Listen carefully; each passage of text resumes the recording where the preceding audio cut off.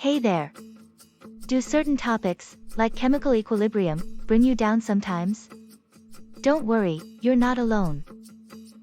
Join us on a journey of discovery in our equilibrium course. So, first, meet our friend Jen, our pro in the Haber-Bosch process. Hey my friends. Yeah, we produce ammonia here using the Haber-Bosch process. And I'm going to take you today and show you why this process, it's an equilibrium reaction. It is important to understand that a system in equilibrium is a dynamic balancing act. We will examine what happens when we introduce a change to the system. Oh my gosh, I have seen that concentration profile diagram before. Great. There's plenty to discuss, and I'd like to explore the equilibrium constant and what essential information we should grasp about it.